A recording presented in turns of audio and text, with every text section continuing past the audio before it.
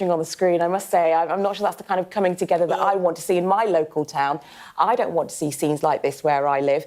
Most people don't want to see scenes like this where they live. So But the reason why is because many of the people in Epping have not been listened to for an awfully long time, and they've been ignored and ignored and ignored, and they have come together to protest.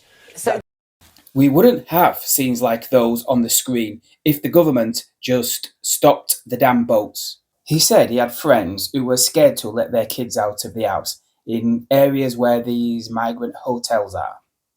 All she had to say in response was, there'd be crime if there weren't any asylum seekers. And your friend really just means she is scared of people who don't look like her. Didn't take long to try and make it about racism, did it? That doesn't justify importing all these men. No one is saying they are all criminals. She wanted crime stats. But how about this? Look at what goes on in their homelands. But none of that matters to these people. All they have to say is, we have international obligations, and all these men have a God-given right to move here if they so please. Coco, Reform UK, Nigel Farage, you're in shock. You're in shock that they're setting the political weather. Well, I'm not in shock. I mean, genuinely, reading that interview gave me the chills. He talks about leaving the European Convention of Human Rights. You know, it's very clear there's going to be numerous hurdles to overcome legally. And I think, just as a general point, I know that the issue of asylum seekers is a hot button issue. But asylum seekers arrive in this country with very little in their pocket and kind of no rights, right? How the government treats them is an indicator of how they could treat another group. And so it is important that things like rule of law, things like process is followed. The government has a duty to not intentionally make people homeless. If it makes them homeless, who else will it make homeless? This really heated moment, which I'm sorry to say is not a good conversation. It is laden with xenophobia and racism, and I think we're not going to be able to have a good conversation. And people like Nigel Farage, I think he's an agitator, I think he's an opportunist, I think he will destroy things that are very important in this country. And this is where we're at in society. Nigel Farage talking about leaving the European Court of Human Rights gives her the chills. But attitudes towards women in some of these countries where these illegal immigrants are coming from doesn't give her the chills. I think she's got that the wrong way round. No serious country should be importing all of these men because some international law tells them they must, whether their people like it or not. But we all know the government is not listening, and it will continue to not listen. And in the meantime, the British public will become more and more outraged and vociferous by the day. Take a listen to this. On the screen, I must say, I'm not sure that's the kind of coming together that I want to see in my local town. I don't want to see scenes like this where I live. Most people don't want to see scenes like this where they live. So But the reason why is because many of the people in Epping have not been listened to for an awfully long time, and they've been ignored and ignored and ignored, and they have come together to protest.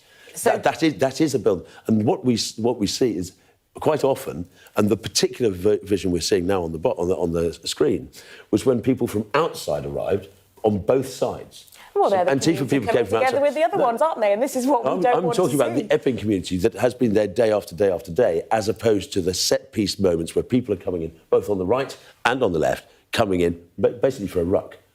The people who are out there, just like in the Britannia Hotel on the Isle of Dogs, it was women coming together, most who didn't know each other, but now, and the pink ladies who were not violent, the congas down the street, this sort of stuff, which I don't think is a protest you've got a problem with. That sort of stuff where you need police officers, yeah, I'm with you. But it's not really been about bringing people together. It's showing the divisions. We've seen people protesting in Liverpool. We've seen arrests. That's not a cohesive community, is it? It does bring people... well, the country is split to a certain extent. There's no denying that. There are arguments and differences of opinion. But what I've seen is, in many of these places, people who are normally hidden behind their front doors. I was talking to somebody this morning who won't let her 15-year-old daughter out, and she hates herself for it, but she is frightened, and they're planning to leave London. A lot of people are hiding and are stuck in their homes, and coming out like this is actually bringing people together. Well, it's actually bringing a community together. Now, really? a community together against something, yes. in a very strong way. Listen, if every single asylum seeker left all the hotels, we would still have crime in this country. There would still be violent crime, there would still be sexual crime, there would still be every kind of nefarious crime in the sun. So I guess, so is what she's saying is that, OK, if all the asylum seekers left, there were still loads of criminals in the country, now I'm going to let my child out because they look like me? I think this is a very, very thin argument. It is. Things have changed, and there is a mood of menace in certain parts of the town that has caused a lot of people a great deal of concern. It is far. Whilst there's always been crime, there's always been problems. There does seem to it has been exacerbated recently. Now, that's possibly there's more information, there's more knowledge. When I was growing up, I'm sure there was not maybe just as much, but there was these things, but we didn't notice. But is all the crime coming from... No, certainly not. Of course not. OK. Of course, no, that would be absurd. But proportionally, there are question marks over sexual attacks. There really are. The data does suggest that people from certain areas... I would really love to know, where is this data?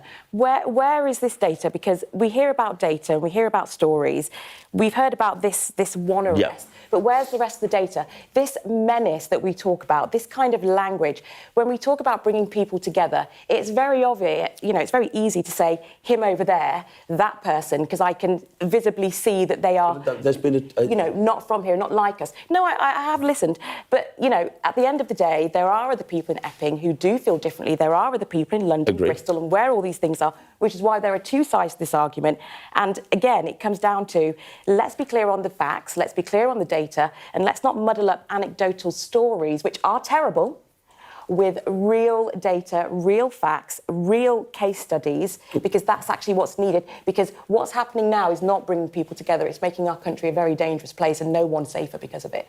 Very quickly, the last. Well, I think the way that the government, those chaps who've just been given bonuses, have been distributing people around the country without informing locals is an issue, and it's an issue that is a perfectly reasonable thing for people to protest against. Because it's the lack of... We were talking about transparency earlier. It's the transparency thing. There is definitely something to be said for people being housed in areas and the community not being consulted. I will agree with you on that one. It's the transparency But what I will disagree with you on is that the way to solve it is by people pitching up outside where they live and waving flags and basically carrying on in a threatening manner to people who have not moved themselves there. The government's moved them there. Let's talk to the government about the issue. Janelle, you've had the last word. That was the last word, although I was giving it to you. Absolutely fine. Thank